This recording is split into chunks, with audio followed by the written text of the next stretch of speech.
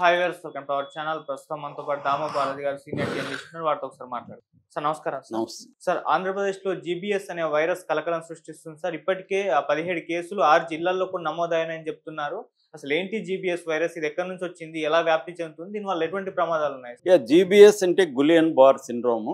ఇది ఇండియాలో ఇప్పుడు కొంత ఆందోళన కలిగిస్తుంది. ముఖ్యంగా ఫిబ్రవరి 11 ఆ ప్రాంతంలో పూణేలో చాలా కేసులు బయటపడ్డాయి అన్నమాట. దాదాపు 196 కేసులు పూణేలో బయటపడ్డాయి.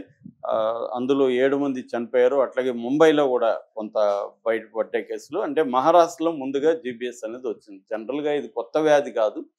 జీబీఎస్ అనేది అంటే లక్షకి ఒకరిద్దరికి వస్తూ ఉంటుంది ఇప్పటి నుంచో. కానీ ఈసారి కొంత ఎక్కువ కేసులు బయటకు వస్తున్నాయి. దాని తర్వాత తెలంగాణలో బయటపడింది. తెలంగాణలో ఒకరు చనిపోయారు కూడా ఆల్రెడీ.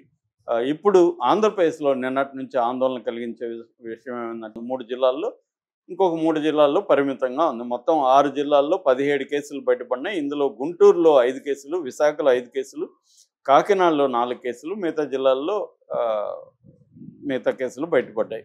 ఓవరాల్గా 17 కేసులు ఇప్పటి వరకు బయటపడ్డాయి. అడ్మిట్ అయ్యారని చెప్తున్నారు. సో దీనివల్ల ఒక ఆందోళన వస్తుంది. అసలు ఈ గులియన్ బార్ సిండ్రోమ్ జీబీఎస్ అంటే ఏంటి, దాని సిమ్టమ్స్ ఏంటి, దాని కాజెస్ ఏంటి, దాని ట్రీట్మెంట్ ఏంటి, దానికి తీసుకోవాల్సిన జాగ్రత్తలు ఏంటి, ఇవి మనం డిస్కస్ చేద్దాం. మామూలుగా దీన్ని న్యూరాలజికల్ డిజార్డర్ అంటారు. అంటే మన బాడీలో ఇమ్యూన్ సిస్టము ప్రొటెక్ట్ చేస్తూ ఉంటుంది. ఇమ్యూన్ సిస్టమే ఒక్కొక్కసారి మన బాడీ మీద అటాక్ చేస్తుంది. ఇది బేసిక్గా కారణం అనమాట. అంటే పెరిఫెరల్ నర్వ్స్ మీద ఇమ్యూన్ సిస్టమ్ అనేది అటాక్ చేస్తుంది.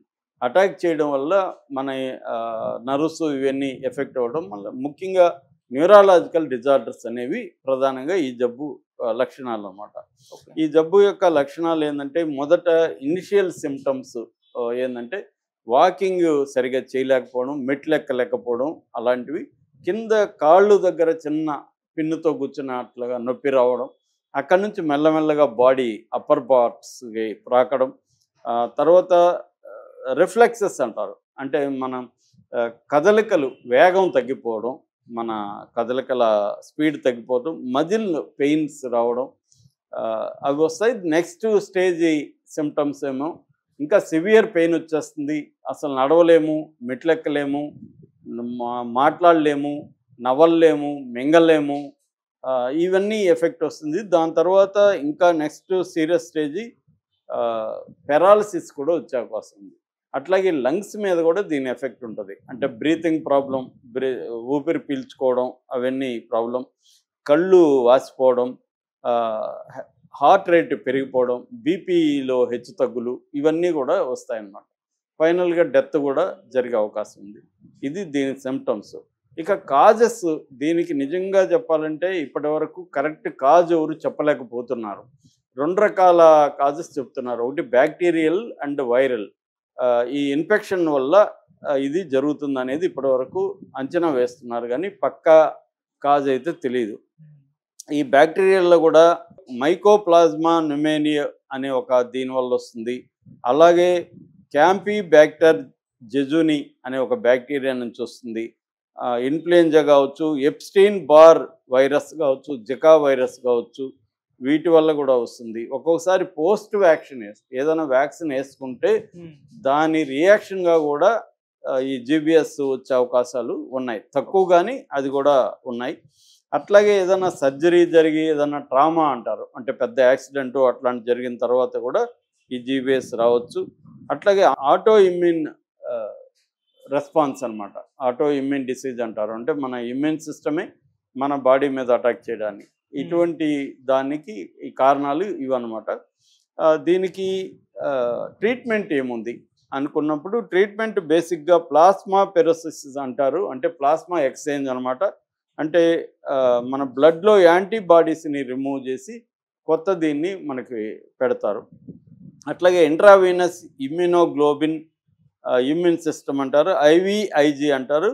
ఈ యాంటీబాడీస్ని డోనర్స్ నుంచి తీసుకొని మనకి ఎక్కిస్తారనమాట వీళ్ళు. అట్లాగే పెయిన్ మేనేజ్మెంట్, ఎక్కువ పెయిన్ ఉన్నప్పుడు యాంటీ పెయిన్ కిల్లర్స్ కానీ లేకపోతే యాంటీ ఇన్ఫ్లమేటరీ డ్రగ్స్ కానీ తీసుకోవడం అనేది ఇవ్వడం అనేది జరుగుతుంది పేషెంట్లకి. అట్లాగే ఫిజికల్ థెరపీ చాలా ఇంపార్టెంట్. ఎందుకంటే ఇది న్యూరాలజికల్ డిసీజ్ కాబట్టి మనకి బ్రెయిన్ స్ట్రోక్ వచ్చినప్పుడు కూడా సిమిలర్గా ఇలాంటివి బ్రెయిన్లో క్లాట్ వచ్చినప్పుడు ఇవన్నీ జరుగుతాయి కాబట్టి ఫిజికల్ థెరపీ అనేది ఇంపార్టెంట్. అంటే ఫిజికల్ ఎక్సర్సైజెస్ చేయడం, మళ్ళీ బాడీని మజిల్స్ని స్ట్రెంగ్తన్ చేయడం, ఇటువంటి ఫిజికల్ థెరపీ అవసరం అవుతుంది. మరీ సీరియస్గా ఉన్నప్పుడు వెంటిలేటర్లో బ్రీతింగ్ ప్రాబ్లం వచ్చేసినప్పుడు వెంటిలేటర్ సపోర్టు అవసరం అన్నమాట. అంటే బేసిక్గా supportive care and symptomatic treatment అంటారు. సపోర్టివ్ కేర్, సిమ్టమేటిక్ ట్రీట్మెంట్ అనేది ప్రధానం తప్ప దీనికి ఇంకా వేరే ఏమీ లేదు. ఎందుకంటే ఆ వైరస్లకి యాంటీవైరల్ ట్రీట్మెంట్ అనేది ఏమీ లేదన్నమాట. అట్లాగే ప్రివెన్షన్కి ఏం చేయాలి? ప్రివెన్షన్కి ఏంటంటే ఒకటి హైజీన్.